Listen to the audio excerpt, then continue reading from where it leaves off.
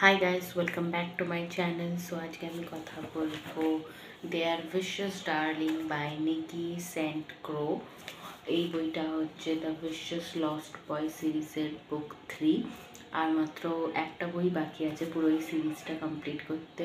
আর seriously এই সিরিজটা খুবই ভালো, মানে তুমি রাখতে পারবে না কী হতে চলেছে এটা জানার জন্য। তো যাই হোক, এই বইটার ট্যাগলাইন হচ্ছে she belongs to the lost boys now, the Dark One has finally accepted me just in time for everything to change. তো এই বইটার ব্যাক কভারটা আমি তোমাদেরকে পড়ে শোনাচ্ছি, দেন আমি এই বইটার সামারি আর রিভিউ তোমাদেরকে বলবো।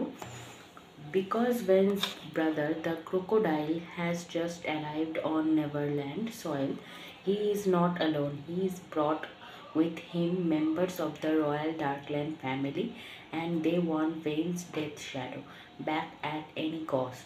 Of course, Peter Pan, Vane, Gaz, and Baz, they are all familiar with war, but war isn't easy when love is on the line.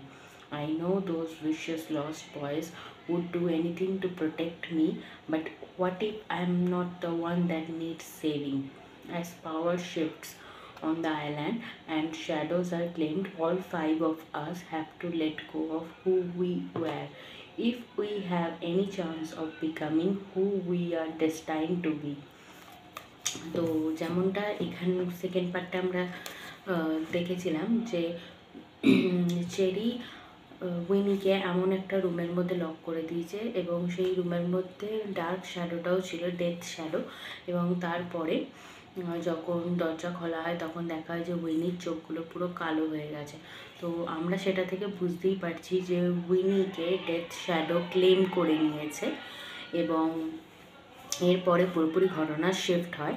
Peter প্যানও যেহেতু নেভারল্যান্ডের লাইফ শ্যাডোটাকে ক্লেম করেছে, তো সেই ক্ষেত্রে ওর পাওয়ার্স বেড়ে গেছে। ও ভেন ব্যাস গ্যাস যখন আইল্যান্ডে ফিরে তখন দেখে যে উইনি ঘুমোচ্ছে আর চেরি মানে কাঁদছে বা কেঁদেছে অনেক, এমন ওর চোখ মুখ ফুলে আছে। আর সবচেয়ে অদ্ভুত ব্যাপার, যখন ওরা উইনির কাছে যাওয়ার চেষ্টা করে তখন দেখে একটা কোথাও থেকে একটা বিশাল বড় নেকড়ে বাঘ এসে উইনির কাছে এসে ঘুমোচ্ছে। উইনি খুব নিশ্চিন্তভাবে ঘুমোচ্ছে। তো কোথাও কি নেকড়েটা উইনিকে প্রোটেক্ট করছে এরম টাইপের। তো যাই হোক, এখানে ঘটনা শিফট হয়, বাট উইনি কিছুই মনে পড়ে না যে কি করে ও এরকম হয়েছে বা কিছু। চেরি ওকে ঠিক কী বলেছিল। আর চেরিও এটা অল টাইম ভয় ভয় থাকে যে কখন উইনির মনে পড়বে বা কখন এরা বুঝতে পেরে যাবে, সত্যিটা জেনে যাবে।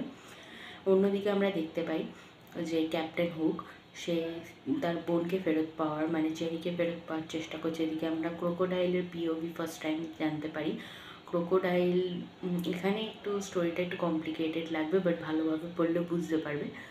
ক্রোকোডাইল উইনির যে গ্রেট গ্র্যান্ড মাদার ছিল ওয়েন্ডি, তাকে ভালোবাসতো। আবার ওয়েন্ডিকে হুকও ভালোবাসতো, ক্যাপ্টেন হুক। তো সেই ক্ষেত্রে দুজনের মধ্যে কিছু হয় এবং জেলাসিতে ক্রোকোডাইল ক্যাপ্টেন হুকের হাতটা পুরো আলাদা করে দেয় এবং সেই হাতের বদলেই হুকটা রয়েছে এখানে।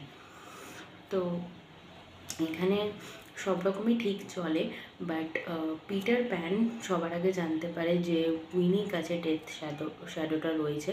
বিকজ যখন ও উইনিকে একটা জায়গায় খাওয়াতে নিয়ে যায়, সেখানে এই ক্রোকোডাইল যে রয়্যাল ফ্যামিলির সাথে এসছে এখানে পিটার প্যানের থেকে বদলা নেবে বলে, অবশ্যই ক্রোকোডাইলকে টিলি ডেকেছে, ক্যাজার ব্যাজের বোন।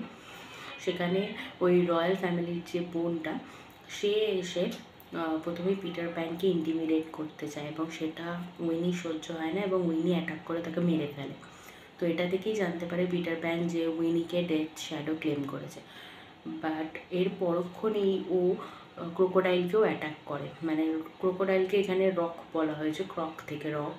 তো সেই ক্ষেত্রে পিটার প্যান এটা ভাবে যে রক মারা গেছে, আর যেহেতু রক ভেনের মানে ভাই ব্রাদার, তো সেই ক্ষেত্রে ও যদি জানতে পারে যে ডার্লিং ভেনের ভাইকে মেরেছে তো কিছু প্রবলেমস আসতে পারে, সেই জন্য পিটার প্যান এই কথাটা বলে না এবং ও যতটা পারে নিজের প্রবলেমটাকে সলভ করার চেষ্টা করে। বাট যেটা সত্যি সেটা তো বেরিয়ে আসবেই। আর ভেন প্রথম থেকেই মানে চেরিকে ইন্টারোগেট করার চেষ্টা করে, যখন থেকে ও দেখে যে এই নেকড়েটা উইনিকে প্রোটেক্ট করছে। ইভেন উইনি নেকড়েটার ভাষা বুঝছে, একটু বিহেভিং চেঞ্জ হয়েছে, সবসময় ঘুমোচ্ছে। তো এখানে পিটার প্যানের থেকে ভেন বেশি অ্যাক্টিভলি মানে ইন্টারোগেট করার চেষ্টা করেছে, but Peter pan okay always থামিয়ে রেখেছে। বাট এরা সবাই জানতে পেরে যায় এবং উইনি তো প্রথমে এটাকে মেনে নিতেই পারে না, বাট পরে এটাকে মানে। অন্যদিকে আমরা একটা জিনিস আন্দাজ করতে পারি বা জানতে পারি, বাট এখানে সলিড কনফার্মেশন দেয়নি, হয়তো থার্ড পার্টে পুরোপুরি বুঝতে পারবো, বাট যেটুকুনি দিয়েছে ক্যাপ্টেন হুক আর ওয়েন্ডির মধ্যে রিলেশন হয়েছিল এবং পরবর্তীকালে ডার্লিংরা হচ্ছে ক্যাপ্টেন হুক আর ওয়েন্ডির সন্তান। তো সেই ক্ষেত্রে উইনি হচ্ছে ক্যাপ্টেন হুকের নাতনি বলতে পারো, গ্রেট গ্র্যান্ড ডটার। আর এই কথাটা জানার পর এই কথাটা মানে বেসিক্যালি স্মি জানে আর ক্রোকোডাইল জানে, বাট ক্যাপ্টেন হুক জানে না, আর সম্ভবত পিটার প্যানও জানে না এই কথাটা। তো এখানে ক্রোকোডাইল হুকের কাছে যায় এবং হুকের কাছে ও হেল্প চায় যে পিটার প্যান তোমার ওয়েন্ডিকে এখানে 7 মানে আইল্যান্ডের মধ্যে যে কোনো একটাই লুকিয়ে রেখেছে, ও কোনোদিনও মর্টাল ওয়ার্ল্ডে ওয়েন্ডিকে ফেরত পাঠায়নি। এটা জানার পর ক্রোকোডাইলকেও করে মানে এক করে এবং ও চেষ্টা করে যাতে ক্রোকোডাইল আর হুক দুজনে একসাথে পিটার প্যানকে শেষ করে দেবে এরকম কিছু। আর এই যে ডার্কল্যান্ডের ফ্যামিলিটা যেটা ক্রোকোডাইলের সাথে এসেছিল, তাদের একটাই মোটিভ ছিল ভেনের ডেথ শ্যাডোটাকে ক্লেম করা, এবং তারা সেটাকে ক্লেম করবে তার আগেই মানে ভেন যেহেতু জানতে পেরে যায় যে চেরি উইনিকে এই জায়গায় ফাঁসিয়েছে, তো ও প্রথমে চেরির দিকে চার্জ করে এবং সেখানে স্মি চেরিকে বাঁচানোর জন্য ভেনকে বুকের মধ্যে আঘাত করে কোনো ছুরি জাতীয় জিনিস দিয়ে, এবং সেইখান থেকে সেই ডেথ শ্যাডোটা লিক হতে আরম্ভ করে। তো সেই ক্ষেত্রে যখন সেই ডেথ শ্যাডোটা বেরিয়ে যায়, উইনি যে আছে সে ভেনকে বাঁচানোর জন্য নিজের যে ডেথ শ্যাডোটা রয়েছে তাকে বলে যে আমাকে চুজ করলে তোমাকে ভেনকেও চুজ করতে হবে। তো এই ক্ষেত্রে নেভারল্যান্ডের যে ডেথ শ্যাডোটা রয়েছে সেটা ভেন আর উইনির মধ্যে স্প্লিট হয়ে যায়, ভাগাভাগি হয়ে যায়। তো এটা কখনই মানে গোলাবে না। ভেনের মধ্যে যে ডেথ শ্যাডোটা ছিল সেটা বেরিয়ে গেছে, বাট এখন যে ডেথ শ্যাডোটা ওর মধ্যে রয়েছে সেটা উইনির কাছে যেটা ছিল সেটা হাঁপাহাঁপি।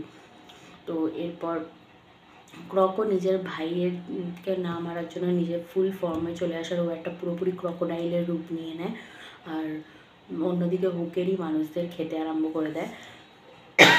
তো এরকম যখন হতে থাকে, অন্যদিকে চেরির হুকের কাছে ফেরত চলে যায়, সব কিছু আবার ঠিক হয়ে যায়। বাট অন্যদিকে যখন টিলি মানে ক্যাজ আর ব্যাসের বোন সে বুঝতে পারে যে আমি আবার হেরে গেছি, তখন ও ওই যে লাগুন বলে জায়গাটা আছে যার ওয়াটারটা ম্যাজিক্যাল, সেখানে গিয়ে খুব করে কান্নাকাটি করে যে আমি শেষ অবধি ট্রাই করলাম পেলাম না। আর সবচেয়ে বড় ব্যাপার এই যে নেকড়েটা ফেরত এসছে, এটা আমরা স্টোরি থেকে জানতে পারি যে ক্যাজ আর ব্যাসের কাছে ছোটোবেলায় ঠিক সেমই একটা নেকড়ে ছিল, আর ঠিক ওই নেকড়েটাকে যে নামে ও ডাকতো সেই নামেই এই নেকড়েটাও সাড়া দেয়। তো ক্যাজ আর ব্যাসের মনে হয় যে লাগুন এই নেকড়েটাকে ফেরত পাঠিয়েছে। তো এই লাগুনটা যেহেতু ম্যাজিক্যাল, তো সেই ক্ষেত্রে টেলি যখন ওখানে গিয়ে খুব কান্নাকাটি করছে, আমরা দেখতে পাই ওখান থেকে টিঙ্কার বেল অ্যারাইভ করেছে এবং এই বইটা এখানেই শেষ হয়েছে। এবার টিঙ্কার বেল ফেরত এসেছে, এরপরে কী হতে চলেছে এর যে লাস্ট পার্টটা তার নাম দ্য 5 প্রিন্সেস, মানে ক্যাজ আর ব্যাসের উপর ফোকাস করবে। এবার দেখা যাক এরা এদের হ্যাপিলি এভার আফটার খুঁজে পায় কিনা, আর ক্যাপ্টেন হুকি বা কী করবে, ক্রোকোডাইলি বা কী করবে। তো ওভারঅল সিরিজটা খুবই ভালো। স্মার্টি সেইন্স 18 চ্যাপ্টার্স অবভিয়াসলি আছে, আননেসেসারি মনে হবে না, পড়লে ভালো লাগবে। বাট তোমাদের যদি মনে হয় যে না ভালো না, তো তোমরা ওই চ্যাপ্টারগুলো স্কিপ করতে পারো। আদারওয়াইজ স্টোরি লাইনটা খুবই ভালো পিটার প্যান রিটেলিং হিসাবে, আমার খুবই ভালো লেগেছে।